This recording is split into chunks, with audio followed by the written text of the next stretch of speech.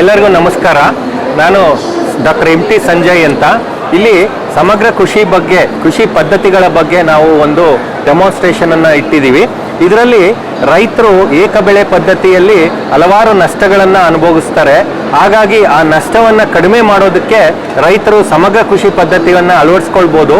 ಇಲ್ಲಿ ಕುರಿ ಸಾಕಾಣಿಕೆ, ಮೇಕೆ ಸಾಕಾಣಿಕೆ, ಕೋಳಿ ಸಾಕಾಣಿಕೆ, ಹೈನುಗಾರಿಕೆ, ಜೇನು ಸಾಕಾಣಿಕೆ, ಅಜೋಲಾ ಮತ್ತು ಸುಮಾರು ಉಪಕಸಬುಗಳನ್ನು ಮಾಡೋದ್ರಿಂದ ರೈತರಿಗೆ ನಷ್ಟದ ಏನು ಒಂದು ಬಾಧೆ ಇದೆ ಅದು ಕಡಿಮೆ ಆಗುತ್ತೆ.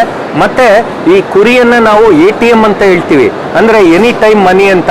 ರೈತರು ಆರ್ಥಿಕ ಸಂಕಷ್ಟಕ್ಕೆ ಗುರಿಯಾದಾಗ ಈ ಕುರಿಗಳನ್ನು ಅವರು ಸಂತೆಯಲ್ಲಿ ಮಾರಾಟ ಮಾಡಿ ತಮಗೆ ಬೇಕಾದಂಥ ಒಂದು ಪರಿಕರ ಇರ್ಬೋದು ಅಥವಾ ಏನಾದರೂ ಒಂದು ಕಷ್ಟವನ್ನು ನೀಗಿಸ್ಕೋಬೋದು.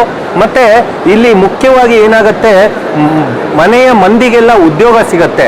ಸಮಗ್ರ ಕೃಷಿಯನ್ನು ಮಾಡಿದಂಥ ರೈತರ ಮಕ್ಕಳು ವಲಸೆ ಹೋಗುವುದಿಲ್ಲ, ನಗರ ಪ್ರದೇಶಗಳಿಗೆ ಹೋಗೋದಿಲ್ಲ, ಗ್ರಾಮೀಣ ಪ್ರದೇಶದಲ್ಲಿ ಸಾಧನೆಯನ್ನು ಮಾಡಿ ಇವತ್ತು ನೀವು ನೋಡ್ಬೋದು ನಮ್ಮ ಸ್ಟಾಲ್ನಲ್ಲಿ ಸುಮಾರು 100 ಜನರ ಒಂದು ಯಶೋಗಾಥೆಯನ್ನು ನಾವು ಹೇಳ್ತಾ ಇದ್ದೀವಿ.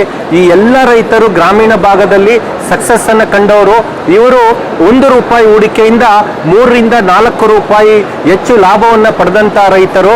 ಹಾಗಾಗಿ ಸಮಗ್ರ ಕೃಷಿಯನ್ನು ಮಾಡೋದ್ರಿಂದ ಮಣ್ಣಿನ ಫಲವತ್ತತೆ ಜಾಸ್ತಿ ಆಗತ್ತೆ, ಮತ್ತೆ ನಾವು ರಾಸಾಯನಿಕ ಮುಕ್ತ ಆಹಾರವನ್ನು ಸೇವಿಸುವಲ್ಲಿ ಒಂದು ಹೆಜ್ಜೆಯನ್ನು ಇಟ್ಟಂತಾಗತ್ತೆ. ನಮಸ್ಕಾರ.